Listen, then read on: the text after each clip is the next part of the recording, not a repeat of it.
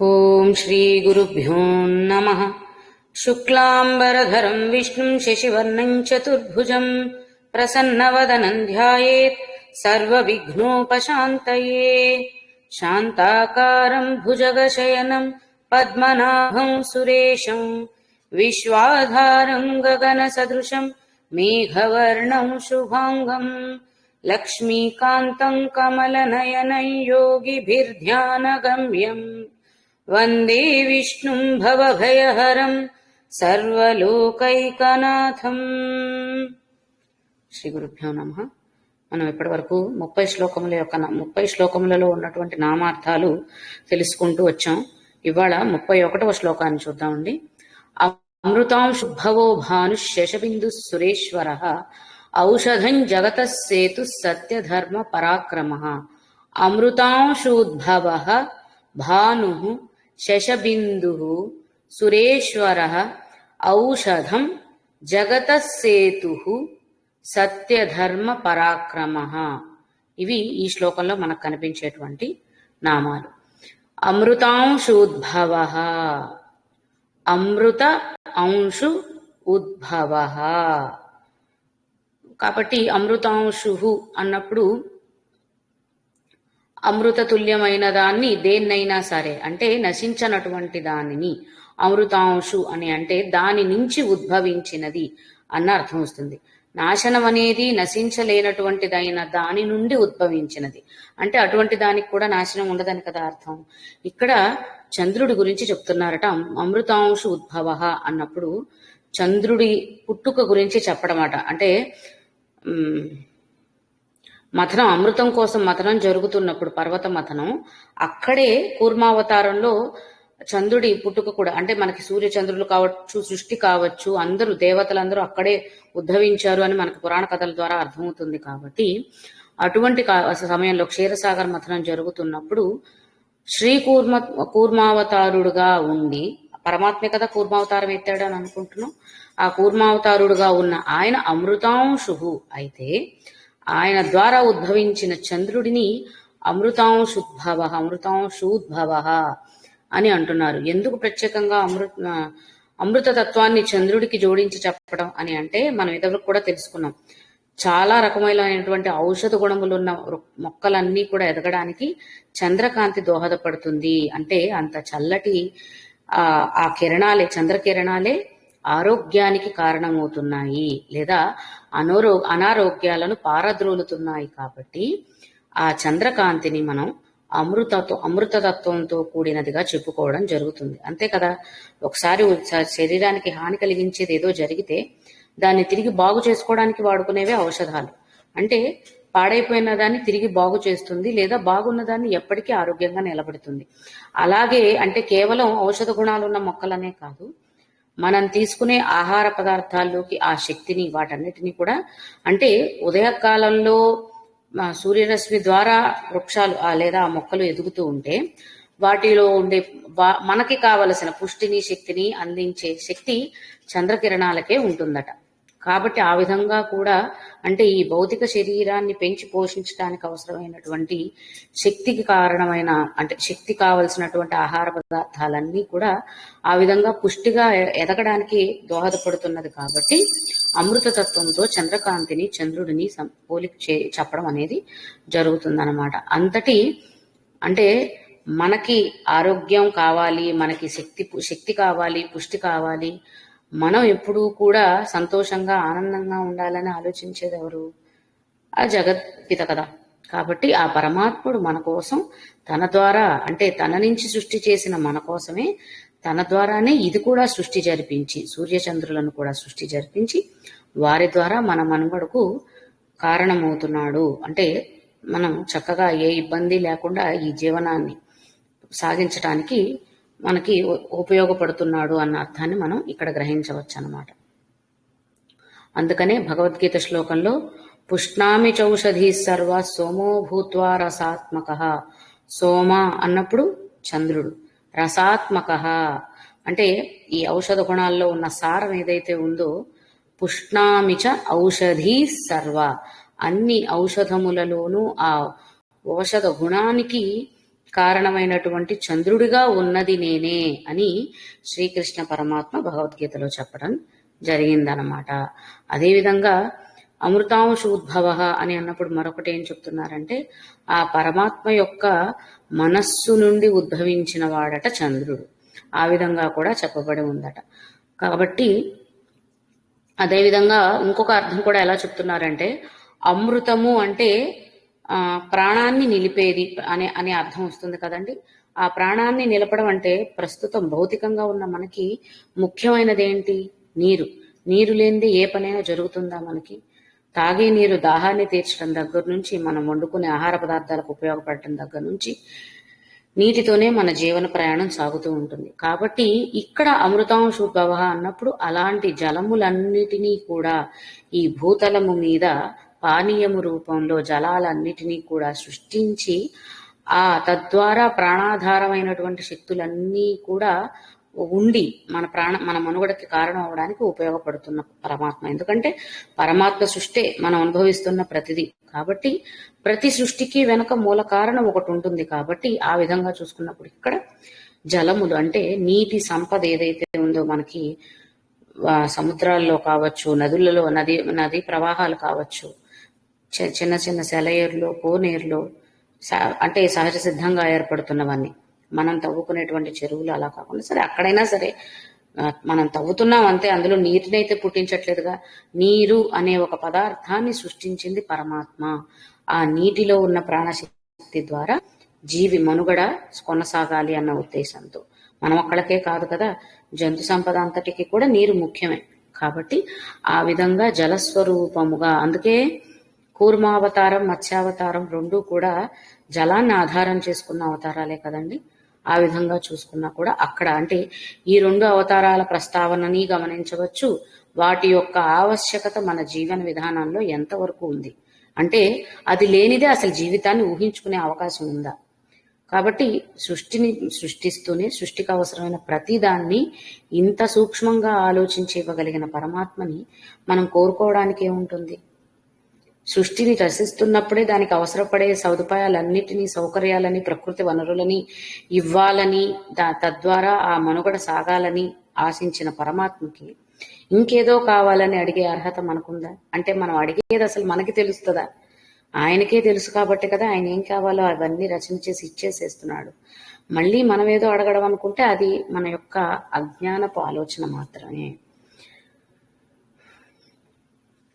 కాబట్టి ఈ విధంగా మనం అమృతాంశోద్భవ అన్న అంటే ఆ జలతత్వం ఎందుకు చెప్పుకోవడము అంటే మనందరికీ తెలుసు. ఒక విత్తు మొక్కగా అవ్వాలి అంటే ఆ విత్తుకు ఆధారం ఏమిటి? ముందు నీరే కదా. నీటిని ఇస్తే చాలు, మిగిలిన పోషకాలన్నీ తర్వాత వస్తాయి. ముఖ్యమైనది నీరు. సరైన సమయానికి నీరు అందివ్వకపోతే దాని ఎదుగుదల క్రమంగా తగ్గిపోతుంది. కాబట్టి ఆ విధంగా నీటిని ఆధారం చేసుకునే మొక్క ఎదుగుతుంది.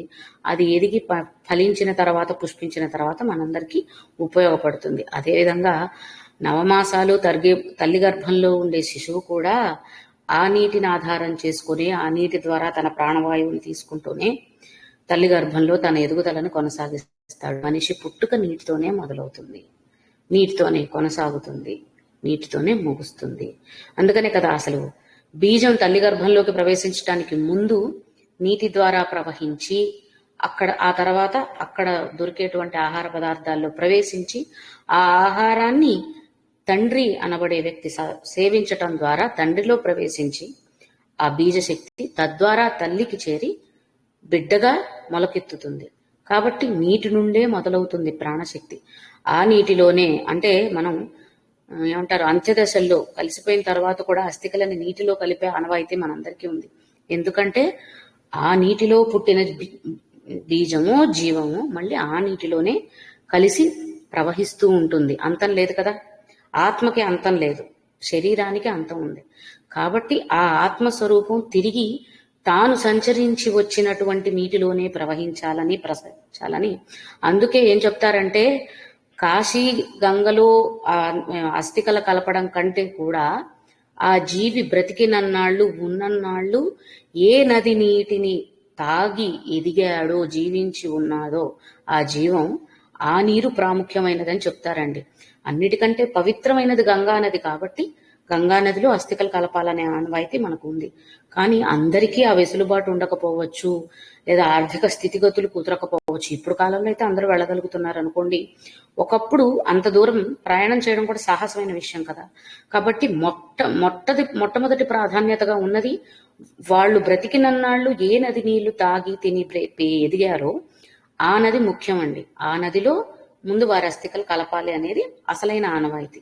ఇప్పుడు అందరికీ ప్రతిదీ కూడా దూరపు కొండల లూనుపులాగా అక్కడ చేస్తేనే ముఖ్యమట, అక్కడ చేస్తేనే పుణ్యమట అని అక్కడికి తీసుకెళ్లి చేయించడం ప్రాముఖ్యతగా వహిస్తున్నారు. పోనీ అక్కడ చేయడం మంచిదే, దానికోసం ఇక్కడది వదిలేస్తున్నారు కూడా చాలా మంది. ఒకటిసారే తీస్తారు, ఆ ఒక్కటి తీసుకెళ్లి ఆ కాశీగంగలోనే కలుపుతూ ఉంటారు. ఇన్నాళ్ళు తినింది తిరిగింది ఇక్కడ నీళ్లతో కదండి, అది ప్రాముఖ్యమట. కాబట్టి గుర్తుపెట్టుకోండి, తెలిసిన విషయాన్ని చెప్తున్నాను. ఆ విధంగా నీటికి ఉన్న గొప్పతనం చూడండి. అంటే మనం రోజు ఎన్నో విధాలుగా నీటిని వృధా చేసే పరిస్థితులు కూడా చాలా ఉంటాయి.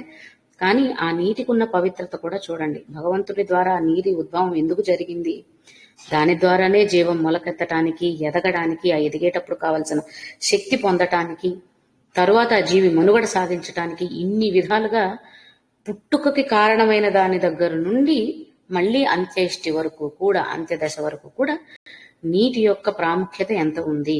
అటువంటి గొప్పమైన జలతత్వాన్ని ఇక్కడ పరమాత్మతో పోల్చి చెప్పుకోవడం జరిగిందని ఒక అర్థం. ఒకటి చంద్ర పరమాత్ముడు. ఎలా అయితే మనం ఇందాక అనుకున్నాం కదా, చంద్రుడి ద్వారా, చంద్ర కిరణముల ద్వారా ఆ శక్తి అనేది మనం తీసుకునే ఆహార పదార్థాల్లో కావచ్చు, ఔషధి గుణములైన మొక్కల్లో కావచ్చు ప్రవేశించి అవి మన ఆరోగ్యం మెరుగుపడడానికి, అమృత తత్వాన్ని మనకి అందించడానికి దోహదపడుతుంది. ఇది అమృతాంశోద్భవ అన్ననామం. వెంటనే భానువు. మరి చంద్రశక్తి చెప్పుకున్నప్పుడు సూర్యశక్తి చెప్పుకోకుండా ఎలా? కాబట్టి భానువు అంటే ప్రకాశతత్వం ఏదైతే ఉందో దానిని భానువు అని చెప్పాలటండి. కాబట్టి ఆ సూర్య తేజస్సు, సూర్యకిరణముల యొక్క శక్తి, ప్రకాశ గుణం ఏవైతే ఉన్నాయో అవి భానువు అని చెప్పబడతాయి. కాబట్టి అంటే ఇక్కడ అర్థం ఏమిటంటే, సూర్య తేజస్సు అంటే సూర్యుని యొక్క వెలుగు వల్లే సృష్టి అంతా కాపాడబడుతుంది, పోషించబడుతుంది ఒక అర్థం. దానికి కూడా కారణమైన వాడు పరమాత్మ కాబట్టి ఆయనని భానువు అని చెప్పుకోవడం జరుగుతుంది. సూర్యుడికే మరొక నామం భానువు అని. అది రావడానికి కారణం ఏమిటి అంటే, సూర్యుని యొక్క తేజస్సు ఏదైతే ఉందో, భా అనేది ఆ భాసిల్లే గుణాన్ని, ప్రకాశతత్వాన్ని సూచిస్తుంది అనుకుంటే, ఆ సూర్యుని యొక్క ప్రకాశతత్వం కూడా పరమాత్మను అనుసరించే ఉంటుంది.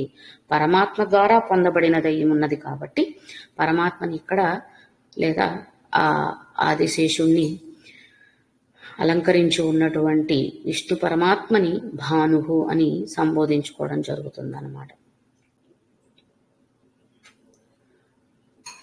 అంటే అటు చంద్ర కిరణముల ద్వారా సృష్టిని కాపాడుతున్నవాడంటే చంద్రుని తేజస్సుకు కారణమైన వాడు కూడా సూర్యుని ద్వారా అనుకున్నాం. అంటే సూర్యుని కాంతి చంద్రుని మీద పడటం వల్లే చంద్రుడు వెలుగు వస్తుందన్న సైన్సే కదా మనకు తెలుసు. అసలైన ఆ సూర్యకాంతికి మూలం కూడా పరమాత్మ అయినప్పుడు ఇద్దరికీ కూడా ఈయనే ఆధారంగా ఉన్నాడు. సూర్యచంద్రుల కాంతికి కూడా కారణమైన వాడు కాబట్టి ఆయన భానువు.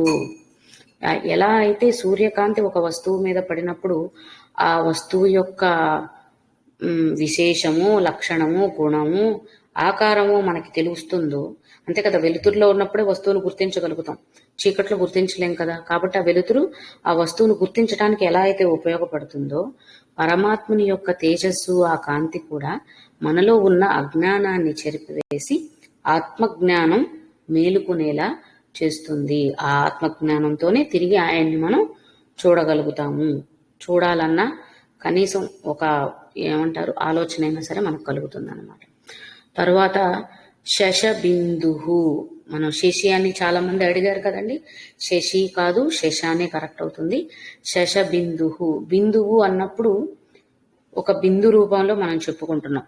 శశ అన్నప్పుడు ఏం చెప్తున్నారు అంటే, ఈ సృష్టి అంతా ఒక వలయం అనుకుంటే, లేదా నక్షత్ర తారా మండలాలన్నీ కూడా మనకి ఆకాశంలో, శూన్యంలో అన్ని విస్తరించబడి ఉన్నాయి అని అనుకుంటే, అవన్నీ ఒక శక్తి ద్వారా ఆధారమై ఉన్నాయి అని చెప్పు కదా మనం ముందు నామాల్లో కూడా చెప్పుకున్నాం.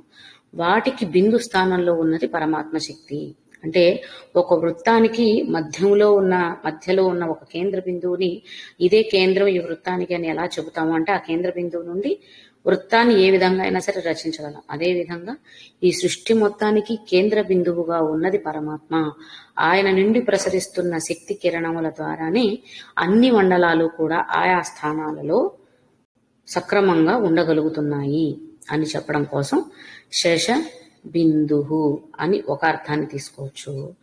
మరొక అర్థం, మనకి చంద్రుల్లో కుందేలు బొమ్మ ఉంటుందని చిన్నప్పుడు కథల్లో చెప్తూ ఉంటారు కదండి. అటువంటి మచ్చ కలిగిన వాడు, శేష అంటే కుందేలు అనుకుంటే అటువంటి మచ్చ కలిగిన చంద్రుని గురించి పోల్చి చెప్పడం కూడా శశబిందువు అన్న నామంలో తెలుసుకోవచ్చట. ఇంకా మనకి ఆధ్యాత్మికమైన అర్థం ఎలా చెప్తున్నారు అంటే శశబిందువు అని అన్నప్పుడు బిందువు అంటే బిందువు విందువు రెండు రకాలుగా తీసుకోవచ్చటండి. దూరముగా ఉండడం. దేనికి దూరముగా ఉండడం అంటే శశప్లుత గతవు. శేషప్లుత గతవు అంటే శశ అనేది మనం ఇందాక చెప్పుకున్నాం కదా, వృత్తం అని, అంటే వక్రముగా ఉండే ఒక మార్గం అని అనుకుంటే ఆ వక్ర మార్గంలో ప్రయాణిస్తున్న వారు, అటువైపుగా నడుస్తున్న వారికి దూరముగా ఉండడం అంటే వక్ర బుద్ధితో ఉన్న వాళ్ళని దూరం పెడతాడు. వారికి సరి అయిన శిక్షని ఇచ్చి తిరిగి వాళ్ళని దారిలో పెడతారనుకోవచ్చు. లేదా దారిలోకి రారు అనుకుంటే కంసుడు లాంటి వాడు, రావణాసురుడు లాంటి వాడు ఎలా అయితే సంహరించబడ్డాడో వక్ర బుద్ధి కలిగిన వారు కాబట్టి, అలా సంహారం చేయగలిగిన చేయబడేవాడు చేసేవాడు అన్న అర్థం అన్నమాట. అంటే కంసుడైనా, రావణాసురుడైనా, హిరణ్యాక్ష హిరణ్య కశిపులైనా వాళ్ళందరూ వాళ్ళ వక్రబుద్ధిని మార్చుకోలేకపోయారు కాబట్టి అటువంటి వక్ర మార్గంలో వెళ్తున్న వాళ్ళందరినీ కూడా పూర్తిగా అంటే సృష్టికి దూరం పెట్టేవాడు, మానవాళికి దూరం పెట్టేవాడు. ఎందుకంటే వాళ్ళ నుంచి వీళ్ళని కాపాడాల్సిన బాధ్యత ఉంది కాబట్టి అటువంటి వక్రబుద్ధి వాళ్ళ కలిగిన వాళ్ళని మానవాళికి దూరంగా పెడితే వీళ్ళకి సుభిక్షత ఉంటుంది, సంతోషం ఉంటుంది. కాబట్టి అలా వాళ్ళని దూరం పెట్టేవాడు అన్న అర్థంలో కూడా శశబిందువు అన్న నామాన్ని తెలుసుకోవచ్చట. ఇందాక మనం చెప్పుకున్నట్టు ప్లుతగతవు అంటే ఎలా పడితే అలా ర్యాండమ్గా ఒక సరైన మార్గం నిర్దేశం లేకుండా తిరుగుతూ ఉండే అవకాశం ఉన్నటువంటి గ్రహాలు, తారామండలాలన్నిటినీ కూడా కేంద్ర బిందువుగా తానుండి తన శక్తి ద్వారా వాటిని అధీనంలో పెట్టుకొని ఒక సక్రమమైన మార్గంలో అవి ప్రయాణిస్తూ ఉండేలా నియంత్రించేవాడు. అలా లేకపోతే సూర్యోదయం ఏ దిక్కున జరగాలో, అస్తమం ఏ దిక్కున జరగాలో నిర్దేశించబడి లేకపోతే అస్తవ్యస్తం. మనకు తెలియదు కదా ఎప్పుడు అలా జరుగుతుందో. సూర్యోదయాన్ని అస్తమయాన్ని ఆధారం చేసుకుని మన జీవన విధానం ఉంటుంది, ఉదయం లేచిన దగ్గర నుండి రేత్రి వరకు. కాబట్టి అది సక్రమమైన మార్గంలో ఉంటే మనం సక్రమంగా నడవగలుగుతాం. కాబట్టి అటువంటి వాటన్నిటినీ కూడా సక్రమంగా చేస్తున్న కేంద్ర బిందు శక్తిగా పరమాత్మను మనం అర్థం చేసుకోవాలి. తర్వాత సురేశ్వర, సురువులు అంటే దేవతలు, వారికి కూడా ప్రభు అయినంటి వాడు అనేది సురేశ్వర అన్న నామం. ఇందాక మనం వక్ర మార్గంలో నడుస్తున్న వారిని పూర్తిగా తుడిచిపెట్టేస్తాడు, సంహరిస్తాడని శశబిందులో చెప్పుకున్నాం. కాబట్టి ఇక్కడ ఏమిటి అని అంటే దానికి వ్యతిరేకార్థంగా కూడా గ్రహించి దేవతలు సురులు అని ఒక అర్థం తీసుకోవచ్చు. ఇంకొకటి సన్మార్గంలో ప్రయాణిస్తున్న వారు సురులు, వారికి నాయకత్వం వహించేవాడు. అక్కడ ఎలాగైతే దుర్మార్గులని నశింపచేస్తూ నియంత్రిస్తూ ఉన్నాడో మానవాళి దగ్గరికి చేరకుండా, ఆ మానవాళిని సన్మార్గంలో కూడా ప్రయాణం చేయించేవాడు తన నాయకత్వంలో పరమాత్మ అని చెప్పే అర్థం సురేశ్వర అన్న నామంలో మనం తెలుసుకోవచ్చు అన్నమాట. కాబట్టి ఏమంటారు, ప్రభువులకు ప్రభువు. ఆ ప్రభువులు ఎవరు అంటే దేవతలు అనుకుంటే దేవతలకు కూడా ప్రభు అయినట్టు వాడు, దుష్టులను శిక్షించేవాడు, సన్మార్గములకు ఎప్పుడూ కూడా అండగా ఉండేవాడు. అందుకనే క్షీరసాగర మథనం అప్పుడు కూడా కూర్మావతార రూపం దాల్చి రాక్షసుల చేత ఇబ్బంది పడుతున్నటువంటి దేవతలను ఉద్ధరించడానికి, వారికి సహాయంగా ఉండడం కోసం గాను కూర్మావతారంగా వచ్చాడు. అలాగే మత్స్యావతారంగా వచ్చినప్పుడు సంపదనంతా మానవాళి అంటే తర్వాతి పుట్టుకకి మనుగడకి అవసరమైనటువంటి సంపదనంతా, వేద సంపదనంతా కాపాడడానికి వచ్చాడు. అదేవిధంగా మోహిని అవతారంలో వచ్చి అమృతాన్ని రాక్షసుల పాలు కానివ్వకుండా, అంటే అర్హత ఉన్న వారికి మాత్రమే దక్కేలా చేశాడు. కాబట్టి ఇప్పుడు ఈ కాలంలో కలియుగం అయినప్పటికీ కూడా ఎవరు ఎన్ని వేడుకున్నా దాని అర్హత ఉన్న వాళ్ళకి మాత్రమే అది దక్కుతుంది, లేని వాళ్ళకి దక్కదు. అర్హత ఉండడము అంటే అవసరం ఉండడం అవ్వచ్చు, లేదా పొందే అంత పుణ్యాత్ముల ఉండడం అయినా అయి ఉండొచ్చు, ఏవైనా కారణాలు అవ్వచ్చు. కాబట్టి పొందిన దానితో తృప్తి పడడం ఎంత అవసరం ఉందో, పొందని దాని గురించి దిగులు పడకుండా అది మనకి అవసరం లేనిదనో, మనకి దాన్ని పొందవలసిన అర్హత లేదనో మనకి మనం సమాధానపరచుకోవడం కూడా అంత ముఖ్యం అన్నమాట. ఇది సురేశ్వర అన్న నామం. తర్వాత ఔషధం, ముందు నుంచే చెప్పుకున్నాం కదా. ఔషధం, ఔషధ గుణాలు ఉన్న చంద్రుడి గురించే మనం చెప్పుకున్నాం. అంటే ప్రతి మొక్కలోకి ఔషధ గుణాలన్నీ కూడా ఆయన ద్వారానే పెంపొందించబడుతున్నాయి అని. మరి ఆ చంద్రకాంతి ద్వారా ఔషధ గుణాలని పెంపొందిస్తున్న పరమాత్మ ఆయనే నిజంగా ఔషధ ఘని కదండి. ఆయనే ఔషధంగా పనిచేసి మనలో ఉండే ఈ సంసార రోగాలన్నీ కూడా తగ్గిస్తాడు. ఎందుకంటే ఈ భౌతికంలో ఉన్నటువంటి భౌతిక ప్రపంచంలో ఉన్న కామ, క్రోధ, లోభ, మోహ, మదమాత్సర్యాలన్నీ చెప్పుకునేటువంటి ఏవైతే షడ్గుణాలు ఉన్నాయో వాటితో పడి కొట్టుమిట్టాడుతూ అందరూ అనారోగ్యాల పాలవుతూ ఉన్నాం అన్నమాట. ఆ అనారోగ్యాలన్నిటినీ తగ్గించేటువంటి ఔషధ గుణం ఆ పరమాత్మే. కాబట్టి ఆయన నామం తీసుకోవడం, ఆయన మీద ఏకాగ్రత పెట్టడం అనేది నిజమైన మందు మనకున్న ఈ భౌతిక రోగానికి. కాబట్టి అటువంటి పరమాత్మ వైపు కలిగేటువంటి ఏకాగ్ర చిత్తం, ఏకాగ్రత పూరితమైనటువంటి దృష్టి ఏదైతే ఉందో అదే మనలో ఉన్నటువంటి భౌతిక అనారోగ్యాలన్నిటినీ కూడా తొలగించేసి ఆధ్యాత్మికమైనటువంటి ఔషధమైన పరమాత్మ వైపు మాత్రమే దృష్టి సారించి ఆ ఔషధాన్ని మాత్రమే సేవించే విధంగా చేస్తున్నాడు. అంటే భవరోగాలని తగ్గించే మందు ఆయనే, వాటికి కారణము ఆయనే. రెండు రకాలుగాను మనం గ్రహించవచ్చు అన్నమాట. అదేవిధంగా భవరోగాలు అంటే ఏదేదో చెప్పుకున్నట్టు అంటే కేవలం మనం చెప్పుకునే మోహావేశాలు మాత్రమే కాకుండా శారీరకంగా మనం అనుభవించే అనారోగ్య సమస్యలన్నిటికీ కూడా కారణం మనం జీవన విధానం కావచ్చు, మనం తీసుకునే ఆహారం, గాలి, నీరు ఏవైనా కారణం కావచ్చు. అందుకే కలుషితమైన గాలి, నీరు తీసుకోకూడదు అని మనకు తెలిసిన విషయమే కదండి సైంటిఫిక్గా కూడా. ఒక్క నిమిషం.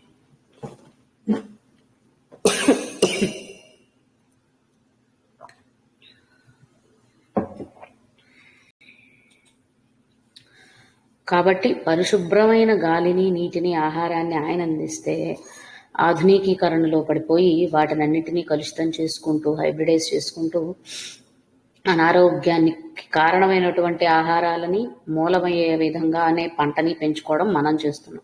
భగవంతుడు ఇచ్చిందంతా ఆరోగ్యకరమైందే, దాన్ని అనారోగ్యంగా మార్చుకొని దాన్ని సేవిస్తూ మళ్ళీ రోగాల పాలయ్యాక ఎందుకయ్యా నాకు ఈ కష్టం తెచ్చావు, ఎందుకయ్యా నాకు ఈ నొప్పి తెచ్చావు అని మళ్ళీ ఆయన్నే ప్రశ్నిస్తాం. ఆయన చేయని దాన్ని కూడా ఆయన్నే ప్రశ్నిస్తే సమాధానం ఆయన ఎందుకు ఇవ్వాలి చెప్పండి.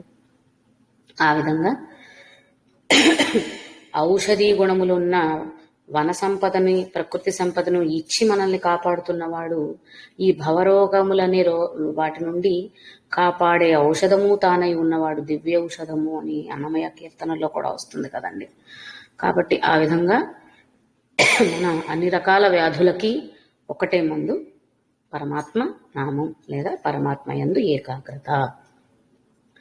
జగత సేతువు, సేతువు అంటే వారధి ఒకటి మనకి బాగా తెలిసినది. ఆ వారధి ఎటువంటి వారధి అంటే ఇప్పుడే చెప్పుకున్నాం కదా, భవరోగములు, భవబంధములు అని. భవసాగరము అది కూడా ఉంది కదా. డబల్ పెన్ పెడతావే, కొంచెం గమనించుకుంటూ ఉండండి, అందరూ మ్యూట్లో ఉండండి, మధ్యలో అన్మ్యూట్ అవ్వద్దు దయచేసి. కాబట్టి జగత సేతువు అన్నప్పుడు ఈ సంసార సాగరాన్ని దాటటానికి సేతువుగా ఉన్నది ఆయనే అని ఒకటి అర్థం. ఎందుకంటే ఇంత పెద్ద సాగరాన్ని గీదే ఓపిక మనకి లేదు. సులభమైన మార్గం ఉంటేనే దాటగలుగుతాం. ఆ సులభమైన మార్గమే వంతెనగా పరమాత్మ, సేతువుగా పరమాత్మ ఉన్నాడు అని చెప్పడం ఒకటట.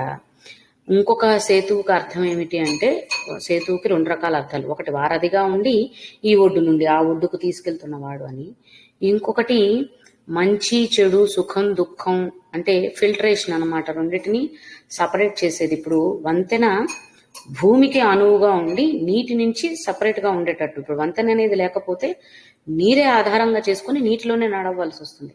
అదే వంతెనో, వారధో, సేతువో ఉంటే నీటిని దూరం పెడుతూ, అంటే నీటిని సపరేట్ చేస్తూ రాతి మీద వెళ్ళగలిగేలా చేస్తుంది.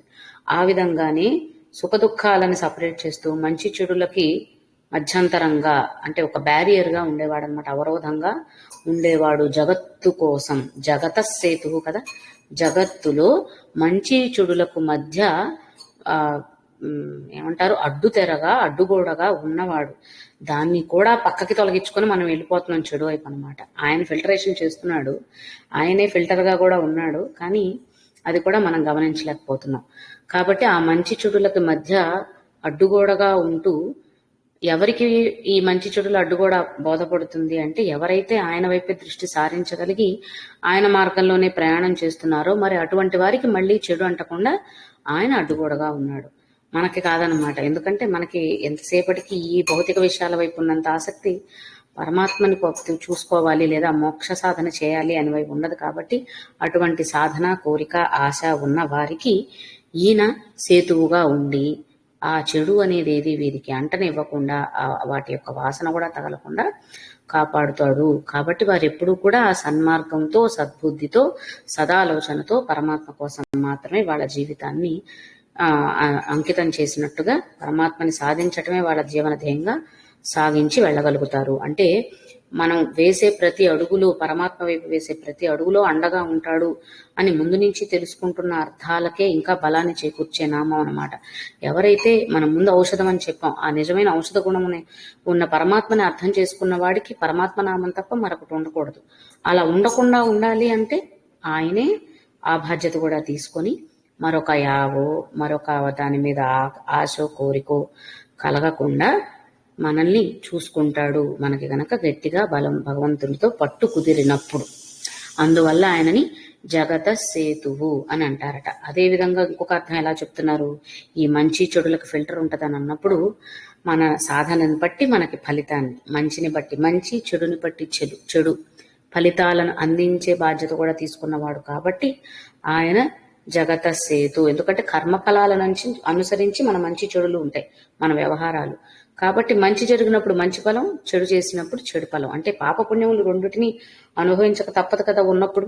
కాబట్టి అవి రెండింటినీ కూడా ఎప్పుడు ఎక్కడ అవసరమో, మంచి ఎంత అవసరమో చెడు ఎంత అవసరమో, మంచి ఎప్పుడు అవసరమో చెడు ఎప్పుడు అవసరమో, ఇలా అన్నీ కూడా లెక్కగట్టిస్తాడు. కాబట్టి దేనిని బట్టి అంటే ఏమంటారు, ఎంత చెట్టుకి అంత గాలి అన్నట్టుగా మనం చేసిన పనులను బట్టి, మన కర్మలను బట్టి దానికి తగ్గ ప్రతిఫలాలను ఆ విధంగానే అంతగానే ఇచ్చేవాడు అనే అర్థంలో మనం ఇక్కడ అర్థం చేసుకోవచ్చు అన్నమాట. కాబట్టి మొట్టమొదటిది సంసార సాగరాన్ని దాటడానికి ఉపయోగపడేటువంటి వారధిగా ఉన్నవాడు పరమాత్మ అని అర్థం చేసుకుంటున్నాం. అట్లాగే ఇప్పుడు మంచి చెడు అన్నప్పుడు మనం ఇందాక చెప్పుకున్నాం కదా, మనం ఏకాగ్రత కుదిరినవాడు ఎప్పుడు మంచి వైపే ఉంటాడు, వాడికి చెడు వాడిని అంటనీయకుండా చేస్తున్నాడు. అలాగే మరి మనలాంటి చలించే గుణం అంటే ఎప్పటికీ ఇంకా పూర్తిగా భగవంతుడి వైపే నిశ్చల తత్వంగా ఏర్పడని తత్వం ఉన్నటువంటి మనలాంటి సామాన్యులకి మన కర్మలను బట్టి ఫలితాన్ని అందించేవాడు అన్న ఉద్దేశంలో కూడా మరొక అర్థం మనం ఇక్కడ గ్రహించవచ్చు అన్నమాట.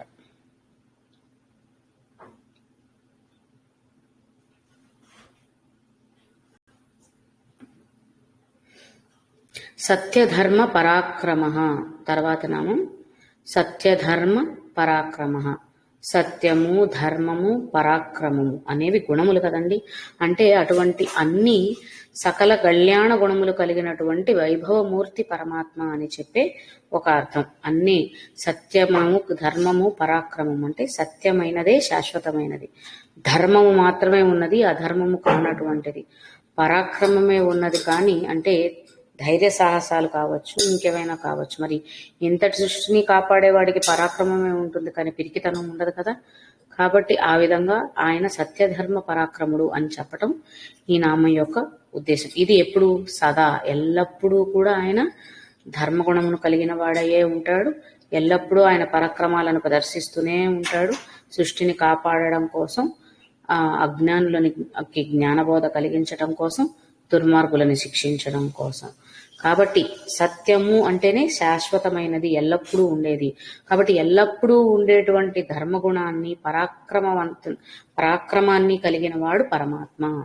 కాబట్టి అంతటి పరాక్రమవంతుడు మన యందు ఉంటే, మన కోసం అండగా ఉంటే ఇంకా మనం దేనికి భయపడాలి చెప్పండి. కాబట్టి ఇటువంటి ఐహిక విషయాల నుంచి కూడా ఎంతో సులువుగా ఐహిక విషయాల నుంచి కూడా ఎంతో సులువుగా బయటపడేయటానికి ఆధారంగా ఉన్న పరమాత్మ పరాక్రమవంతుడు. అంటే మనతో ఉన్నవాడు ధైర్యవంతుడైతే మనకు కూడా ధైర్యం వస్తుంది. మనం స్వతహాగా కొంచెం భయస్థులం అయినప్పటికీ మనతో ఉన్నవాడు ధైర్యంగా ఉంటే మనం కూడా ధైర్యం తెచ్చుకుని ముందుకెళ్తాం కదా, రా చూసుకుందాం అని. అదేవిధంగా పరమాత్మ పరాక్రమవంతుడు అని చెప్పినప్పుడు అంతటి పరాక్రమశాలి అయిన పరమాత్మ మనకి తోడుగా ఉంటే ఈ సంసార సాగరాన్ని ఈదటానికి భయం ఎందుకు? ఇప్పుడు నది పైన అంటే ఎంతో ఎత్తులో ఆ వంతెన ఉంటే, కింద సముద్రం ఉంటే ఆ లోతును చూసి భయపడి ఈ వంతెనెక్కి నడవడానికి భయపడుతున్న మనలాంటి సామాన్యులకి ఆయనే నేనున్నాను, నాతో పాటు రండి, నేను దాటిస్తాను ఈ భవసాగరాన్ని అని అంటున్నాడు అనమాట. కాబట్టి సాగరం లోతుని చూసి భయపడకుండా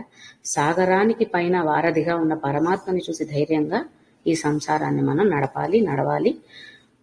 ఆ దాటిన తర్వాత ఆ ఒడ్డున ఉన్న పరమాత్మను పట్టుకున్నాక మళ్ళీ నేను వెనక్కి వస్తానని మారం చేయకూడదు అనమాట. లేదా మధ్యదారిలోనే ఆగిపోతానని, ఇంతకు మించి రాలేనని ఇట్లాంటివి ఏం చెప్పకూడదు. ఎందుకంటే అంతటి పరాక్రమంతుడు ఆయన ఉన్నప్పుడు ఆయనకి సాకులు చెప్పడానికి మనకి అవకాశం లేదు. మనం ఆయన తీసుకెళ్తుంటే నడుస్తూ వెళ్ళడమే తప్ప నేను రాలేను, నాకు భయం వేస్తుంది, నాకు రావాలని లేదు, నాకు ఇదే నచ్చింది, ఇట్లాంటి సాకులన్నీ చెప్తానంటే అవతల ఒడ్డు ఉన్న దాన్ని పొందలేం, అంటే కోల్పోతాం అనమాట. అవతల ఒడ్డు ఉన్నదాన్ని పొందాలి అంటే ఇక్కడ ధైర్యం చేయాలి, లేదా ఇక్కడ ఉన్నదాన్ని వదులుకోవాలి. ఇదే బాగుందని కూర్చుంటే అక్కడ ఇంతకంటే అమృతమైన విషయం ఏదైతే ఉందో దాన్ని కోల్పోతాం. కాబట్టి ఏదైనా ఒకదానికే అతుక్కుని ఉంటే అంతకంటే ఉన్నతమైన దాన్ని పొందలేకపోతున్నాం అనేది గుర్తుపెట్టుకోవాలన్నమాట. ఇది నచ్చింది కాబట్టి దీనితోనే ఉంటాను అనుకోకుండా ఓన్లే ఇది వదిలేయాల్సిన పరిస్థితి వచ్చినా సరే వదిలేద్దాం, ఇంతకంటే మంచిదేదో మనకు వస్తుంది అనే విషయాన్ని గుర్తుపెట్టుకోండి. పరమాత్మ తత్వాన్ని అర్థం చేసుకుంటూనే అందులో ఉన్న జీవిత తత్వాన్ని మనం గ్రహించగలిగితే చాలా గొడవలు ధ్వంసిపోతాయి అన్నమాట. అంటే కుటుంబ కలహాలు, అన్నదమ్ముల గొడవలు, ఆస్తి తగాదాలు ఇవన్నీ కూడా చాలా వరకు ఆగిపోతాయి. కాబట్టి పరమాత్మ దృష్టితోనే కాకుండా మనకి జీవితంలో ఈ పాఠాలన్నీ నేర్పుతున్న దేవుడుగానే చూడాలి. కేవలం భగవంతుడు, నామము, పూజ ఇంతవరకే ఆగిపోవద్దు. ఆ నామం ద్వారా ఆయన తెలుపుతున్నది ఇప్పుడు భౌతికంగా ఐహికంగా అనుభవిస్తున్న ఈ విషయాల్లో కూడా దాన్ని ఇంప్లిమెంట్ చేస్తే మన జీవనం సక్రమంగా సజావుగా సాగగలుగుతుంది. ఇది మనం అర్థం చేసుకోవాల్సిన విషయం. ఇది మనకి 31వ శ్లోకంలో తెలుస్తున్న నామాలండి. ఇప్పుడు 32లో భూత భవ్య భవన్నాథ పవనః పావనో నలః కామః కామకృత్ కాంతః కామః కామప్రదః ప్రభుః భూత భవ్య భవన్నాథః పవనః పావనః అనలః. పవనః పావనః అనలః 3 నామాలు వచ్చాయి. భూత భవ్య భవన్నాథ 4 నామాలైనవి ఒక లైన్లో. సెకండ్ లైన్లో కామః కామకృత్ కాంతః కామః కామప్రదః ప్రభుః మొత్తం 6 నామాలు అనమాట. అంటే ఈ ఒక్క శ్లోకంలోనే మనకి 10 నామాలు వచ్చేస్తున్నాయి. మొట్టమొదటి నామం చూసుకున్నట్లయితే భూత భవ్య భవన్నాథ. మనకి ఫస్ట్ శ్లోకంలో కూడా భూత భవ్య భవత్ ప్రభు అని వస్తుంది. అక్కడ ఇక్కడ చాలా సిమిలర్ గా అర్థాలు. అక్కడేం చెప్పుకుంటామంటే భూత భవ్య భవత్ ప్రభు అంటే త్రికాలములు, భూతకాల భవిష్యత్ వర్తమాన కాలాలన్నిటికీ కూడా ప్రభువు అంటే అధిపతిగా నాయకుడిగా ఉన్నవాడు అన్న అర్థం అక్కడ తీసుకుంటారట. ఇక్కడ భూత భవ్య భవన్నాథ అన్నప్పుడు భూత భవిష్యత్తు వర్తమాన కాలములలో ఉన్న జీవులన్నిటిలోనూ నాథుడిగా ఉన్నవాడు అంటే జీవాత్మగా ఉన్నవాడు. పూర్వములో, ప్రస్తుతములో, భవిష్యత్తులో అందరిలో అన్నింటిలో ఉన్న ఆత్మస్వరూపుడు నాథుడు కదా. కాబట్టి ఆత్మస్వరూపుడుగా ఉన్నవాడు అంటే త్రికాలములలో ఉన్న జీవ సంపదలో ఆత్మస్వరూపముగా ఉన్నవాడు అని అర్థం అనమాట. భవత్ ప్రభువు అన్నప్పుడు అక్కడ తీసుకుంటున్నా అంటే ప్రభువు, నాథ ఇవన్నీ ఒకేలాంటి అర్థాన్ని ఇచ్చేవైనప్పటికీ ఏమంటారు సందర్భానుసారంగా తీసుకుంటున్న అర్థానికి ఆ సందర్భంలో అక్కడ చెప్పినది త్రికాలములకు అధిపతిగా అంటే కాలాలన్నీ ఆయన అధీనంలో ఉన్నాయి, ఆయనకు తగ్గట్టే కాలాలు నడుస్తాయని చెప్పే అర్థం అక్కడైతే, ఇక్కడ అన్ని కాలములలోనూ ఉన్నటువంటి జీవులలో ఆత్మస్వరూపముగా ఆ జీవుల యందు నాథుడుగా ఉన్నవాడు అని చెప్పడం ఈ శ్లోకంలో ఇక్కడ ఈ నామానికి ఇస్తున్నటువంటి అర్థం అన్నమాట. ఎందుకు అన్ని జీవులలో జీవాత్మలలో అని చెప్తున్నారు అంటే తర్వాత నామం పవనః. పవనః అంటే ఏంటండి? పవనము అంటే ఏంటి? గాలి. గాలి ఒక వస్తువు నుండి ఇంకొక వస్తువుకో, ఒక ప్రాంతము నుండి ఇంకొక ప్రాంతముకో ప్రసరిస్తున్న క్రమంలో గాలిని నిరోధించగలిగినది ఏదైనా ఉందా ఈ సృష్టిలో? గాలిని పట్టి బంధించగలిగినది ఏదైనా ఉందా? అంటే పరిపూర్ణమైనటువంటి వ్యాపక శక్తిని. గాలి ఇప్పుడు ఉంది, రేపు వస్తుంది, ఇవాళ ప్రసరించింది, ఎల్లుండి కూడా ప్రసరిస్తుంది. అలా ఎక్కడా నిలువరించలేనటువంటి వ్యాపక శక్తి పరమాత్మ. కాబట్టి త్రికాలములలో ఉన్నటువంటి సర్వకాలములలో ఉన్న అన్నిటి యందు అంతటా కూడా ఉన్నవాడు అని ఆ అర్థానికే కొనసాగింపుగా పవనః అన్న నామం కూడా అన్నమాట. కాబట్టి పవనము అంటే గాలికి ఎలా అయితే నిరోధించలేనటువంటి శక్తి ఉందో, గాలిని ఎలా అయితే ఏది ఆపలేదో, నిలువరించలేదో, పరమాత్మని కూడా ఆపగలిగినది సృష్టిలో లేదు. అంటే పరమాత్మ ఇక్కడి వరకే ఉంటాడు, తర్వాత ఉండలేడు అని చెప్పుకోవడానికి లేదన్నమాట. అందువల్ల ముందు నామంలోనేమో అన్ని కాలములలోనూ సకల జీవుల్లో ఉన్నవాడు అని, తర్వాత పవనః అన్న నామం అన్నప్పుడు వాయుశక్తిగా ఉన్నవాడు అని, ఇంకా చెప్పాలి అంటే ప్రాణశక్తిగా ఉన్నవాడు. ఇందాక నీటి తత్వం, వాయుతత్వం మళ్ళీ. కాబట్టి నీరు ఎంత అవసరమో, గాలి, నీరు, నేల, ఇవే కదా మన పంచభూతాలు. పంచభూతాత్మకమైన పరమాత్మని కూడా ఎన్నో రకాలుగా మనం ఈ శ్లోకాల్లో అర్థం చేసుకుంటున్నామండి. చాలా శ్లోకాల్లో ఈ పంచభూతాత్మక శక్తిని చాలా విధాలుగా వర్ణించడం జరుగుతూ వచ్చింది. ఇప్పుడు ఇక్కడ కూడా మళ్ళీ ఇందాక నీటి తత్వాన్ని అర్థం చేసుకున్నాం, ఇక్కడ వాయుతత్వంగా పరమాత్మని చూస్తున్నాం. అంత సంచరణ శక్తి, వ్యాపక శక్తి కలిగిన వాడని. అదేవిధంగా ప్రాణశక్తి, ఊపిరి బిగబట్టి ఎంతసేపు ఉండగలమండి? కొంత సమయం మాత్రమే. ఊపిరి లేదే జీవమే లేదు. కాబట్టి అటువంటి ఊపిరైన వాడు పరమాత్మ. కాబట్టి అంటే ఆ ఊపిరి వల్లే జీవం ఉంది. కాబట్టి ఊపిరి కూడా, అంటే మనం తీసుకునే శ్వాస కూడా పరమాత్మే. ఆ శ్వాస శక్తినే, లేదంటే ప్రాణశక్తినే, ప్రాణవాయువునే పరమాత్మగా చెప్పుకోవడం. కాబట్టి పవనః. అలాగే పవనః అంటే పవిత్రమైనది అన్న అర్థం కూడా వస్తుందండి. పవనః పవిత్రమైనది, తర్వాత మనకి పావనః అనుంది నామం. ఇది పవిత్రమైనది, తర్వాత పవిత్రము చేసేది, పవిత్రమొనరించేది పావనం. మమ్మల్ని పావనం చేయండి అని అంటూ ఉంటాం కదా, అంటే మమ్మల్ని పవిత్రం చేయండి అని. ఎవరిని అడుగుతాం? పవిత్రమైన వాళ్ళని పవిత్రం చేయమని అడగాలి. అపవిత్రులు వెళ్ళి మమ్మల్ని పవిత్రం చేయమండి అంటే వాళ్ళకున్న పాపాలు మనకు అంటిస్తారేమో కానీ మనల్ని వాళ్ళు ఉద్ధరించలేరు కదా. కాబట్టి అంతటి పవనుడు అంటే ఏది దేని నుంచైనా, అంటే వాయు శక్తిగా, వాయు రూపంగా పరమాత్మను తీసుకోవడం అంటే దేని నుంచైనా ప్రసరించగలిగిన వాడు, దేనిని తనకు అంటించుకోనివాడు. చెట్టు నుండో, లేకపోతే పువ్వు నుండో, పక్షి నుండో, మన శ్వాస నుండో, మన ప్రాణశక్తిగా అక్కడ ఉండే వీచే గాలిగా పరమాత్ముడు ప్రయాణిస్తున్నాడు. కానీ మన వాసనలేవి ఆయనకు అంటావు. మనం అంటే మనకు సంబంధించిన భౌతిక విషయాలకు సంబంధించినవేవి ఆ గాలికి ఉండవు. ఆ గాలి ద్వారా వచ్చిన, ఇప్పుడు సుగంధ పరిమళాలే ఉంటాయి, గాలితో పాటు ప్రసరిస్తాయి. కానీ ఆ గాలి దుర్గంధంలోకి వెళ్ళినప్పుడు మరి, అంటే ఒక ఉదాహరణకి చెప్పుకోవాలంటే, గాలి ముందు సుగంధ పరిమళాలు ఉన్న పూల మొక్కల నుండో ఇంకా వేటి నుండో ప్రసరించింది అనుకోండి, అక్కడి నుంచి ప్రసరించే గాలిని మనం ఆస్వాదిస్తే అవే పరిమళాలను పీల్చుకుంటాం. అదే వెంటనే పక్కన ఉన్న అశౌచం మీద అదే గాలి ప్రసరిస్తే అటువంటి దుర్గంధాన్ని కూడా మనం తీసుకుంటున్నాం. అంటే ఇప్పుడు గాలి సుగంధ పరిమళంగా ఉందా, దుర్గంధంతో కూడి ఉందా? గాలికి ఏది ఉన్నట్టు? ఆ ప్రాంతంలో ప్రసరించినప్పుడు ఆ క్షణానికి మాత్రం అది దానితో ఉన్నట్టు మనకి భ్రమ కలిగింది. తర్వాత దానికి ఏది లేదు. సుగంధమే ఉంటే దుర్గంధం అంటకూడదు, దుర్గంధం అంటే ఎలా ఉంటే సుగంధం రాకూడదు. ఏదో ఒకటే ఉండాలి కదా. మరి రెండు అంటుతున్నాయంటే రెండిట్లో ఏది దానికి లేదు. అది కేవలం అక్కడ మనకి కలుగుతున్న స్పందన మాత్రమే. అది మళ్ళీ ఆ క్షణం నుంచి పక్కదానికి వెళ్ళిపోతే, అంటే సుగంధంలో ఉన్నప్పుడు సుగంధభూయిష్టంగా అనిపించిన దుర్గంధంలోకి వెళ్ళగానే మళ్ళీ దుర్గంధపూరితమైంది. అంత మాత్రాన గాలి ఎప్పుడూ దుర్గంధంగానే ఉంటుందని కాదు, సుగంధంగానే ఉంటుందని కాదు. వర్షం పడినప్పుడు ఆ మట్టి వాసనని తీసుకున్న గాలి ఎంత బాగుంటుంది. అది శాశ్వతంగా నిలబడదు కదా. వర్షం ఆగిపోయాక మళ్ళీ మారిపోతుంది. కొన్ని రకాల చెట్లు, వాటికి ఉండే పూలకి ఒక ప్రత్యేకమైన సుగంధ పరిమళాలు ఉంటాయి. అక్కడ ప్రసరిస్తున్న, అక్కడ వీస్తున్నంతసేపు వాటికి ఆ గుణం ఉంటుంది.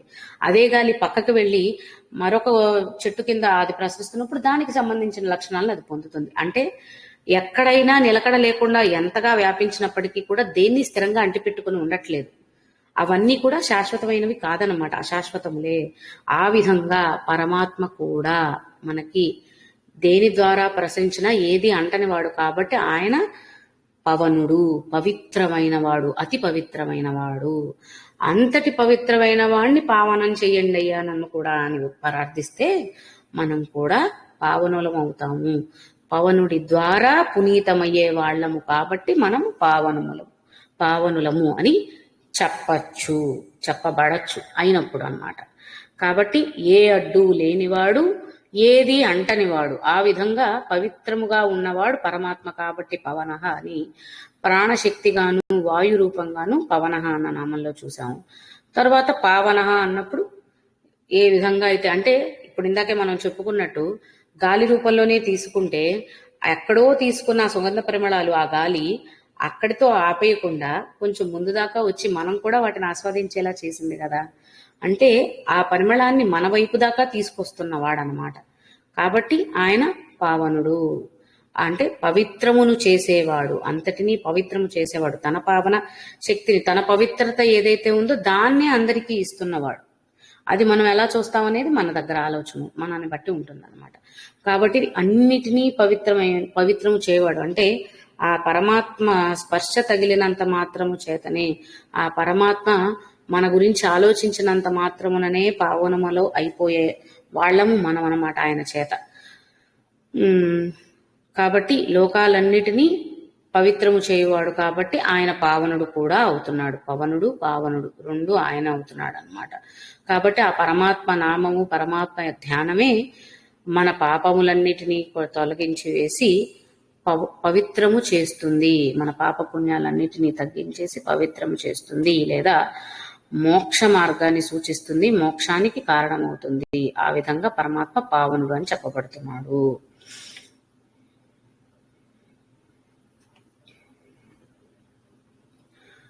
అనలహ తర్వాత నామం. అనలహ అన్నప్పుడు చాలా రకాల అర్థాలు చెప్పుకుంటున్నారండి. ఒకటి, మనం అగ్ని రూపంగా అనలము అంటే అనిలము, అనలము ఇవన్నీ అగ్నిని సూచిస్తాయనుకుంటే అగ్ని రూపంగా పరమాత్మని తీసుకున్నప్పుడు ఒక్క సహజమైన అంటే సులువైన అర్థమైన ఉదాహరణ ఏమిటి అంటే మన జఠరాగ్నిని తీసుకుంటే మనం తీసుకునేటువంటి ఆహార పదార్థాలన్నిటినీ కూడా తన అగ్నికుండే గుణం ఏంటండి? అన్నిటినీ దహించి వేయడం. కాబట్టి మనం తీసుకున్న ఆహార పదార్థాలన్నిటినీ కూడా జీర్ణింపచేసి అంటే స్వీకరించేసి పూర్తిగా తనలో ఇది చేసేసుకొని తద్వారా ఆ శక్తిని శరీరానికి అందిస్తుంది జఠరాగ్ని. అటువంటి జఠరాగ్ని స్వరూపంగా పరమాత్మని తెలుసుకోవడం. మరి శరీరానికి కావలసిన శక్తి తీసుకున్న ఆహారం సరిగ్గా జీర్ణమయ్యి అందితేనే దేహం నడుస్తుంది, నిలబడుతుంది. అదే తీసుకున్నది జీర్ణమయ్యే పరిస్థితి శరీరంలో లేకపోతే ఎంత ఆహారం తీసుకున్న ఉపయోగం ఏముందండి? కాబట్టి జఠరాగ్ని సరిగ్గా లేకపోతే, అది సరిగ్గా తేజస్సును కలిగి ఉండకపోతే, ఆ అగ్ని గుణాన్ని కలిగి ఉండకపోతే మనకి అజీర్తి సమస్య, అనారోగ్య సమస్యలు వచ్చి శరీరం క్షీణిస్తుంది. కాబట్టి అటువంటి జఠరాగ్ని స్వరూపంగా పరమాత్మ ఉన్నాడు అని ఒక అర్థం తీసుకోవచ్చు. ఇంకొకటి ఇందాక మనం చెప్పుకున్నట్టు ఇప్పుడు అగ్ని స్వరూపం అని అన్నప్పుడు యజ్ఞయాగాదులు చేసినప్పుడు హవిస్సులు సమర్పించినప్పుడు అంటే అగ్నికి ఆజ్యం పోయడం అంటూ ఉంటారు చూడండి. అంటే ఇక్కడ పరమాత్మ గుణాన్ని అగ్నితో ఎందుకు పోల్చి చెప్తున్నాడంటేనంట, ఎంత ఇచ్చినా సరే దాహం తీరని వాడు. అంటే ఎంత తీసుకున్నా అగ్నికి దాహం తీరితే అగ్ని చల్లబడిపోతుంది కదండి, మంట అనేదే ఉండదు కదా. కాబట్టి ఆ చల్లారని గుణం ఏదైతే ఉందో అంటే మనం మన పాపాలు ఎన్నిటినైనా సరే, మనం ఎన్ని తప్పులు చేస్తున్నా సరే ఓర్పుగా భరిస్తూ ఆ పాపాలన్నిటినీ విస్మయించట్లేదు. మన పాపాలన్నీ తొలగేలా ప్రయత్నిస్తూనే, అంటే ఆయన మన పాపాలు కడిగేస్తూనే ఉన్నాడు, మనం మళ్ళీ పాపాలు చేస్తూనే ఉన్నాం. చిన్నపిల్లలు గనక వాడు ఆడుకునే బొమ్మలన్నీ సరే అంత ఆగం చేయద్దురా నాయన అని సర్ది పెట్టేస్తున్నవాడు మళ్ళీ తీసి ఆగమే చేస్తూ ఉంటాడు. లేదా తిండి పెట్టేటప్పుడు మారం చేస్తూ ఉంటాడు, ఊసిస్తూ ఉంటాడు. అయినా సరే తల్లి ఓపిగ్గా మళ్ళీ ఆఖరి ముద్ద వరకు ప్రయత్నిస్తూనే ఉంది బిడ్డకి కడుపు నిండా తిండి పెట్టాలని. కానీ అరే వీడు ఆగం చేసేస్తున్నాడే అని వదిలేయదు కదా. అదే విధంగా పరమాత్మ కూడా ఎన్ని తప్పులు చేస్తున్నా, ఎన్ని పాపాలు చేస్తున్నా, అంటే మీరు చేస్తూనే ఉండండి అన్యాయం చేస్తున్నాడని కాదు, ఆయన అంతే ఓర్పుగా మన పాపాలని కడిగి వేయాలి, దహించి వేయాలన్న ఆ అగ్ని తత్వాన్ని ఎప్పుడూ కూడా మండుతూనే ఉంటుందంట ఆయనలో. అంటే మన పాపాలన్నిటినీ ఎంత కడిగినా సరే ఆయన చల్లారిపోడట. ఎందుకంటే మళ్ళీ మనం పాపం చేస్తాం కాబట్టి దాన్ని మళ్ళీ ఆయనే నశింపజేయాలి కాబట్టి. అలా అటువంటి అంటే ఎప్పటికీ కూడా చల్లబడకుండా ఉండేటువంటి ఆ అగ్ని గుణాన్ని కలిగి ఉన్నవాడు కాబట్టి ఆయనని అనలహ అని చెప్తారట. కాబట్టి ఎంతటి పాపాత్ముడికైనా సరే శరణు వేడితే వాడి పాపాన్ని నశింపచేయగలిగినటువంటి లేదా దహించి వేయగలిగినటువంటి దావాగ్ని పరమాత్మ. ఎవరైతే శరణు వేడతారో వాడు శరణు వేడడమే తథ్యం ఎంతటి పాపాన్నైనా సరే దహించి వేస్తాడు. వాడు శరణు వేడలేదా ఇంకా పాపాలే చేస్తానన్నాడా వాణ్ణే దహించేస్తాడు. రెండు రకాలుగాను ఆయనే అగ్నిస్వరూపం. పాపాలను నశింపజేయడానికైనా సన్మార్గంలోకి రాకుండా పాపంలోనే పాపకోపంలోనే ఉండే వారిని ఆ పాపాత్ముల్ని దహించి వేయడానికైనా సరే ఉండేటువంటి వాడు పరమాత్మ. అలాగే అంతం అనేది లేనటువంటి వాడు. అగ్ని వెలిగినప్పుడు దానికి మొదలు తుది మనం ఎక్కడైనా అర్థం చేసుకోగలుగుతామా అండి? అంటే అది మొట్టమొదట నిప్పు రాజైనప్పుడు ఇక్కడ మొదలైందని చెప్పగలుగుతామే, కానీ అది ఒక్కసారి కొంచెం అంతా వ్యాపించిన తర్వాత అందులో ఉన్న మొట్టమొదటి అగ్నికణం ఏది అని గుర్తించగలుగుతామా? లేం కదా. కాబట్టి అది కూడా అంతం అనేది తెలియనటువంటి వాడు, అంతం అనేది తెలియనటువంటి అగ్ని రూపముగా పరమాత్మని అర్థం చేసుకోవచ్చట.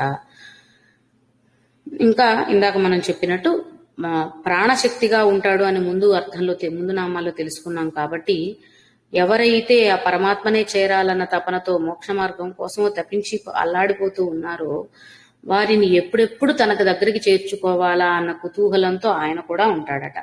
మళ్ళీ మళ్ళీ అంటే ఇవాళ భగవంతుడి సాధన చేస్తాం, ప్రార్థన చేద్దాం, రేపు మళ్ళీ మన భౌతిక విషయాల వైపు వెళ్ళిపోదాం అంటే కాదు.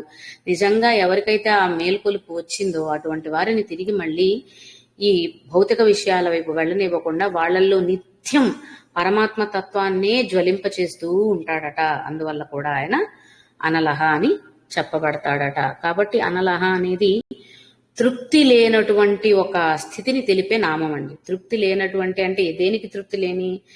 తన బిడ్డలను ఉద్ధరించడానికి, తనను నమ్మిన జీవకోటిని తనలోకి తీసుకోవడానికి నిత్యం తపిస్తూ ఉండేవాడు పరమాత్మ. అది అర్థం చేసుకుందామండి. ఆయన తపిస్తున్నాడు, మనకు మాత్రం ఆ తపన కలగట్లేదు. మనము అంతే తపిస్తే ఆయన తపన తీరుతుందన్నమాట. చూడండి, తల్లిదండ్రులకు మించిన తపన పరమాత్మ మన కోసం చేస్తున్నాడు. ఇది అనలహ అన్న నామంలో. తర్వాత కామహ, అగ్ని రూపకంగా తెలుసుకున్నాం కాబట్టి కామహ అన్నప్పుడు కామములు, కోరికలు, హతమార్చేవాడు, హరించేవాడు, నశింపజేసేవాడు. ఏవి? ఇంకా మరి ఆయన వైపు వెళ్ళాలనుకున్న వాళ్ళకి ఇందాకే మనం చెప్పుకున్నాం కదా, నిజమైన భక్తుల్లో ఎప్పుడు కూడా ఆ పరమాత్మ తత్వాన్ని జ్వలింపచేస్తూ ఉంటాడని. మరి అది జ్వలించాలంటే మిగిలినవన్నీ దహించిపోవాలి. అంటే భౌతిక విషయ వస్తువుల వైపు ఉన్నటువంటి మోహావేశాలన్నిటినీ కూడా పూర్తిగా దహింపచేసేసేవాడు. వీటిని దహిస్తూ ఆ ఆశ మాత్రం ఎప్పుడు వెలుగుతూనే ఉండేలా చేసేవాడు అన్నమాట. మనం నిప్పు రాజేసేటప్పుడు, అంటే ఇప్పుడంటే మనకి గ్యాస్ స్టవ్లు వచ్చేసినాయి అనుకోండి, కట్టెల పొయ్యి అది చేసినప్పుడు ముందు నిప్పు రాజేసి మొత్తం అంతా బాగా మండేలా చేస్తాం. అంత బాగా మండిన తర్వాత మనం అవసరమైనటువంటి వంట చేయడానికో మరింక దేనికో అవసరమైనంత మాత్రమే వెలుగు ఉండేలా చేసి మిగిలిందంతా చల్లబరుస్తాం కదా. ఇది ఒక సహజ ప్రక్రియ. పెద్దవాళ్ళు ఇక్కడ మీరందరూ చాలా మంది ఉన్నారు, ఒకప్పుడు మీరు కట్టెల పొయ్యిన వాడు ఉంటే అది మీకు అందరికీ తెలుస్తుంది. అదే విధంగా ముందు నిప్పు రాజేసి దాన్ని బాగా వ్యాపింపజేసి మనలో ఉన్నటువంటి ఆ కామ కోరికలు ఏవైతే ఉన్నాయో వాటన్నిటినీ ముందు దహింపజేసేసి తర్వాత కేవలం ఆ పరంజ్యోతిని తెలుసుకోవడానికి అవసరమైనటువంటి చిరు వెలుగును మాత్రమే నిలుపుతాడు. దాని ద్వారా అక్కడ పక్వానికి వచ్చి మనం పరమాత్మని ఆస్వాదించాలన్నమాట. అది కూడా ఒక వంట అనుకోండి, మన ఆడవాళ్ళం కాబట్టి ఒక వంట రూపంలోనే పోలిక చేసి చెప్పాను, తప్పుగా అనుకోవద్దు. ఏదైనా సరే పరమాత్మ స్వరూపమే. కాబట్టి ఆ విధంగా కామాగ్ని అన్నప్పుడు అదనమాట. అటువంటి అగ్నిగా ఉండి అక్కర్లేని కోరికలను దహించేవాడు. అలాగే చిరుజ్యోతి అని అనుకున్నాం కదా, పరంజ్యోతిని తెలుసుకోవాలన్న ఆ కోరికని మాత్రం ఎల్లవేళలా నిలిపేవాడు. అంటే అనవసరమైన కామాలని దహింపచేస్తూ అవసరమైన కోరిక ఏదైతే ఉందో, కామము అంటే అన్ని రకాల కోరికలు, అంటే పరమాత్మని చేరుకోవాలన్న కోరికని మాత్రం ఆరిపోనివ్వకుండా కాపాడేవాడు, నిత్యం అది వెలిగేలా చేసేవాడు. ఎందుకు అంటే మిగిలిన కోరికలన్నీ అశాంతిని కలుగజేస్తాయి. కోరిక ఉంది అంటే కోరిక తీరాలి, తీరకపోతే బాధ, తీరితే అత్యాశ, తీరితే ఇంకా కావాలనిపిస్తుంది, తీరకపోతే ఎందుకు తీరట్లేదన్న బాధో నిరాశో, లేకపోతే అది మనకు దక్కకుండా ఇంకొకరు దక్కితే వాడి మీద ఈర్ష్య అసూయలు రావడము, ఇన్నిటికి కారణాలు కోరికలే. కాబట్టి అటువంటి కోరికలన్నీ నశింపచేస్తూ ఆయనని చేరాలి, ఆయనే కావాలనుకునేటువంటి కోరికను మాత్రం నిత్యం వెలుగుతూ ఉండేలా చేసేవాడు కామః. తర్వాత కామకృత్, ఇందాక చెప్పుకున్నాం కదా, కామః అంటే అక్కర్లేనివని నశింపజేసేవాడు. కామకృత్ అంటే ఇక్కడ ఏదైతే అవసరమో, ఏదైతే కోరదగినదో అది మాత్రమే మనచే లేదా నిజమైన సాధకులచే కోరుకునేలా చేసేవాడు. అంటే తప్పొప్పుల వ్యత్యాసం మనకి తెలుస్తుందో లేదోనని ఆ బాధ్యత కూడా ఆయనే తీసుకున్నాడు. ఎరుక మనకు కలిగితే అన్ని అర్థమవుతాయి అన్నమాట. ఆ ఎరుక రావడమే ఆలస్యం అన్నట్టుగా ఉంది పరిస్థితి. అక్కర్లేని కోరికలన్నీ హతమార్చేవాడు ఆయనే. అవసరమైనదేదో, నిజమైన అంటే తనకు ఉపయోగపడేదేదో ఉండేటువంటి ఆ కోరికని కోరేలా చేసి ఆ కోరికని తీర్చేవాడు కూడా తానే అట. అంటే భౌతిక విషయాలకు సంబంధించిన కోరికలన్నిటినీ హతమారుస్తూ ఆ పరమాత్మనే చేరుకోవాలనే ఒక కోరికని కూడా పుట్టించి, ఆ పుట్టించిన కోరికని అంటే ఎవరికైతే ఆ కోరిక కలిగేలా చేశాడో ఆ కోరిక తీర్చేవాడు కూడా ఆయనే. అంటే మనకు ఒకటి కావాలని ఇష్టం ఏర్పడితే మన తల్లిదండ్రులు ఎలా అయితే అవన్నీ మనకు తీసుకొచ్చి ఇచ్చి మనల్ని తృప్తిపరుస్తారో, భగవంతుడు కావాలని కోరిక కలిగిన వారందరికీ కూడా ఆ కోరికని తీర్చి, ఆ కోరిక ఏంటి, ఆ కోరిక కూడా ఆయనే, కోరిక ఆయనే, కోరిక తీర్చేవాడు ఆయనే. ఇది కామకృత్ అన్న నామంలో మనం అర్థం చేసుకోవాల్సిన ముఖ్య అర్థం. అంటే మన భౌతికంలో కామితార్థములు అని అంటారు కదండి. కామ్య ఇతి అర్థములు అంటే కోరుకున్నవన్నీ కూడా పొందగలగడం కామితార్థం. అదే ఇష్టకామ్యాఫల సిద్ధి అస్తు అని అలా దీవిస్తూ ఉంటారు, ఆశీర్వచనాలు ఇస్తూ ఉన్నప్పుడు. కాబట్టి ఇష్టమైనదేది, కామ్యమైనదేది, కోరుకునేదేది అంటే మనకొచ్చే చిట్టా వేరు. ఇష్టమైనది, అవసరమైనది, కోరుకోవలసినది, కోరుకోదగినది అంటే పరమాత్మ మాత్రమే. అటువంటి పరమాత్మను అందించేవాడు కూడా పరమాత్మే. కాబట్టి కోరుకునే కోరిక ఆయనే, కోరికలు తీర్చేది ఆయనే, రెండు ఇచ్చేది ఆయనే. ఈ విధంగా అంటే మనం ఇందాక అక్కర్లేని కోరికలు అంటే అవే అవరోధాలు కదండి. కామః అన్నప్పుడు ఆయనని అసలైన కోరికను కోరుకోవడానికి అవరోధముగా ఉన్న కోరికలని సంహరిస్తూ అసలైన కోరికని ప్రేరేపిస్తున్నవాడు. కొంచెం ట్విస్టెడ్ గా వెనకది ముందు వెనక అర్థం చేసుకోవాలంటే అలా చూసుకోవచ్చు అన్నమాట. తర్వాతి నామం కాంతః, మన్మథ స్వరూపముగా, మనోహరమైన రూపముగా అర్థం చేసుకోవడం ఒకటనమాట కాంతః అన్న నామంలో. ఇంకొకటి కాంతి స్వరూపముగా పరమాత్మని తీసుకోవడం మరొక అర్థం అన్నమాట. అన్నిటిలో ఉన్నటువంటి ప్రకాశ శక్తిగా, ఎందుకంటే ముందు అగ్ని, ఏదైతే ఆ వెలుగు పరమాత్మని పొందాలని తప్పిస్తున్న ఆ వెలుగు ఎప్పుడు నిలబడేలా చేస్తాడు అని అన్నప్పుడు ఆ ప్రకాశ స్వరూపాన్ని మనం పోలికగా తీసుకుంటే కూడా అందరిలో ఉన్నటువంటి ఆ వెలుగు, అందరికీ ఉంది ఆ వెలుగు, కానీ మనం ఆ వెలుగును కూడా కమ్మేసే అంత చీకటిలో బ్రతుకుతున్నాం అన్నమాట. ఆ చీకటిని తొలగిస్తే మనకు కూడా ఆ వెలుగు కనిపిస్తుంది. అప్పుడు ఆ వెలుగు మీద దృష్టి కేంద్రీకరిస్తే పరమాత్మ దగ్గరికి అందరం చేరగలుగుతాము, ఆ మోక్ష అనేది పొందగలుగుతాం. కాబట్టి అన్నిటిలో ఉన్నటువంటి ప్రకాశ స్వరూపముగా కాంతః అన్న ఒక అర్థాన్ని తీసుకోవచ్చట. అందరినీ సమ్మోహింపజేసేవాడు. మరి అంతే కదా, ప్రతి ఒక్కళ్ళు కూడా ఏం కావాలనుకుంటారు, విగ్రహ రూపంలో ఆరాధించినా పరమాత్మనే, నామరూపంలో తీసుకున్నా, ధ్యాన రూపంలో తీసుకున్నా పరమాత్మనే. మోక్షమే మార్గం, మోక్షమే మేము పొందాలి, ఆ పరమాత్మ సన్నిధి తప్ప మాకు ఇంకొకటి వద్దని సాధన చేస్తున్న వాళ్ళకి పరమాత్మే. అంటే మనలాంటి సామాన్య ఆరాధకుల దగ్గర నుండి ఎటువంటి విధానంలో ఆరాధించినా, చేసినా, పూజలు చేసినా ఎవరి కోసం చేస్తున్నాం, పరమాత్మ కోసమే, భగవంతుని కోసమే చేస్తున్నాం. అంటే ఆ భగవంతుడు అందరినీ కట్టిపడేస్తున్నాడు కదండి, అందరినీ తన వైపే మోహింపచేస్తున్నాడు కదండి.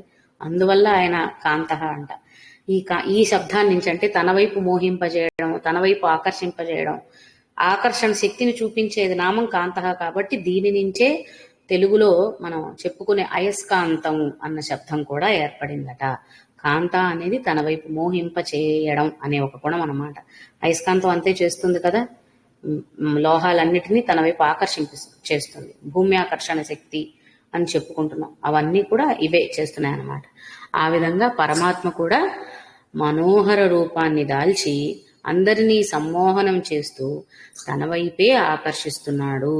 కాబట్టి ఆయన కాంతః అని పిలువబడుతున్నాడు.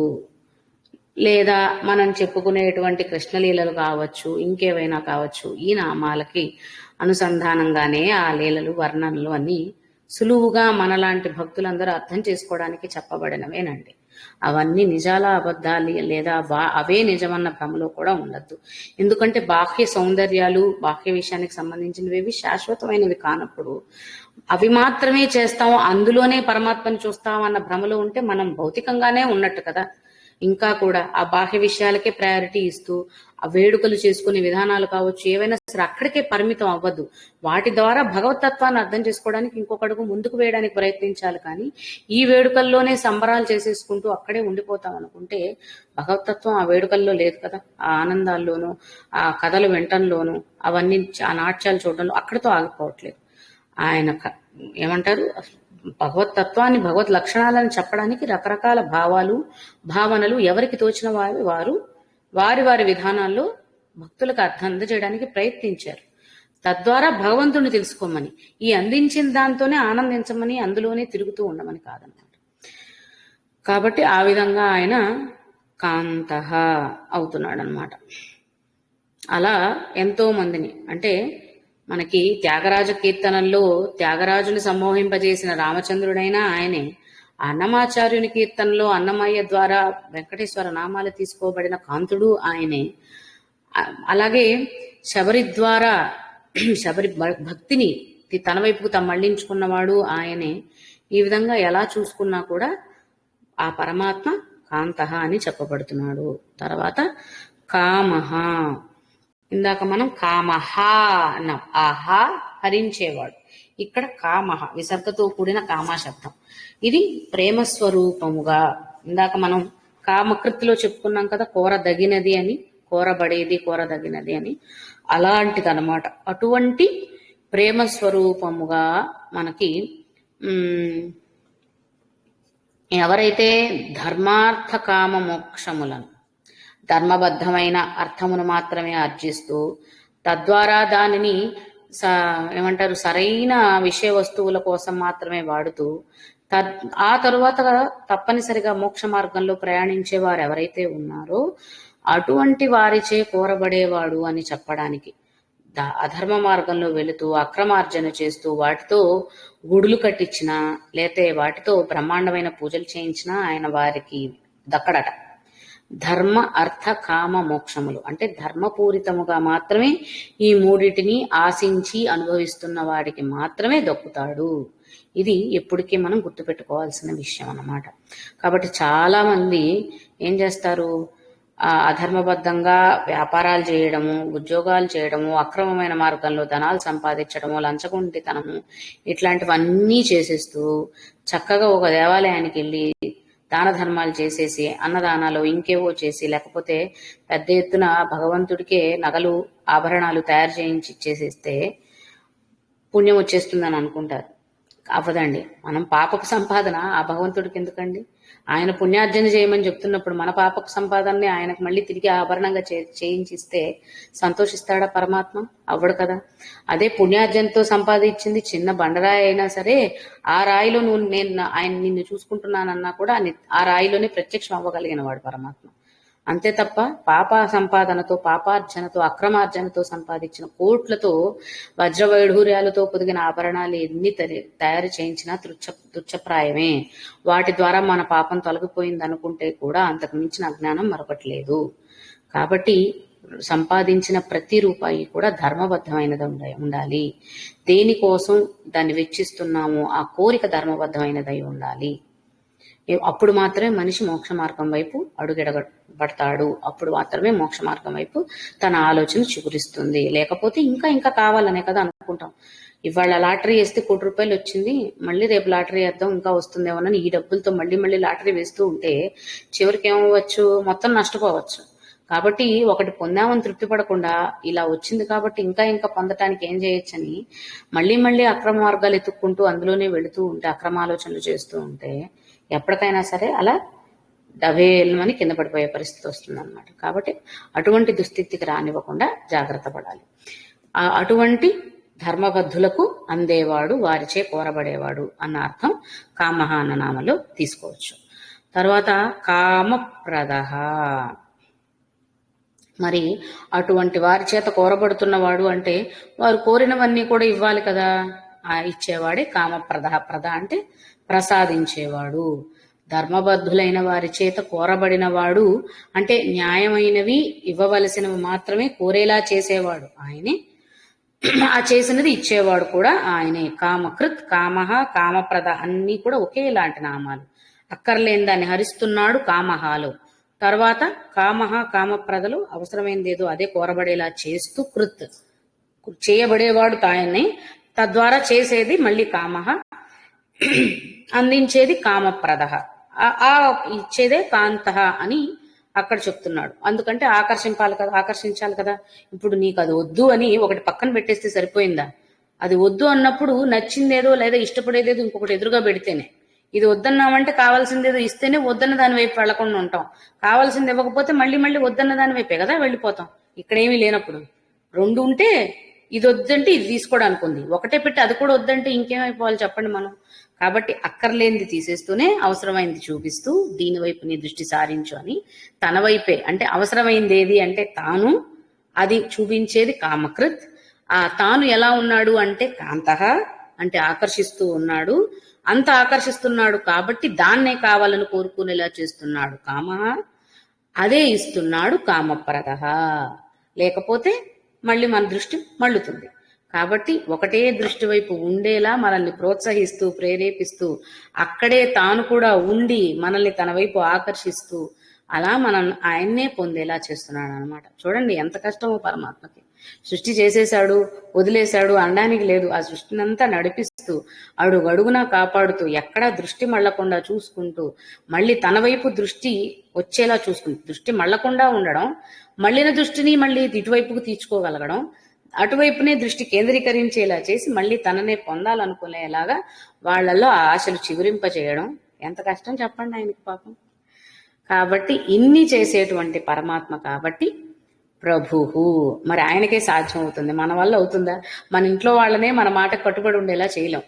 మన పిల్లలను మన పరివారంలో వాళ్ళను మన మాట వినేలా చేయలేని పరిస్థితి మనది. కానీ ఆయన ఇంతటి సృష్టిని లేదా ఇంతటి మానవాళిని కూడా దురాలోచనలు కానివ్వకుండా అక్కర్లేని కోరికలతో జీవితాన్ని నాశనం చేసుకోకుండా సక్రమమైన కోరికలు కోరుకుంటూ ఆ కోరికలు నెరవేర్చుకునే విధంగా జీవనం కొనసాగిస్తూ ధర్మబద్ధమైన జీవన విధానం ద్వారా పొందగలిగిందేదో దాన్ని చూపిస్తూ ఆ పొందేదాన్ని ఇచ్చే బాధ్యత కూడా తీసుకున్నాడు. అది నిజమైన నాయకత్వ లక్షణం. కాబట్టి ఆయనని ప్రభువు అని చెప్పుకుంటున్నాము. కాబట్టి దేవాది దేవుడు, పరంధాముడు, పరమాత్ముడు అయినటువంటి దేవతలకు కూడా అధిపతి అయినటువంటి ఆ పరమేశ్వరుడు లేదా పరమాత్మ మనందరినీ కూడా ఎన్ని విధాలుగా కాపాడుతూ ముందుకు నడిపిస్తూ తన వైపుకు తీసుకువెళుతూ ఉంటాడు అని ఈ 2 శ్లోకాలలోనూ అగ్ని రూపంలో, వాయు రూపంలో, జల రూపంలో తెలుసుకున్నాం. ఇక వ్యాపక శక్తి అన్నప్పుడు వాయువే కాదండి, ఆకాశతత్వాన్ని కూడా వ్యాపక శక్తితో తీసుకోవచ్చు అనమాట. కాబట్టి పంచభూతాత్మకంగా మనల్ని ఎలా ఉద్ధరిస్తున్నాడు మనలోనే ఉంటూ అనేది కూడా మనం ఈ నామాల్లో గ్రహించవలసిన మరొకమైన విషయం అన్నమాట. ఇది ఇవాళకి మనం తెలుసుకుంటున్నాం.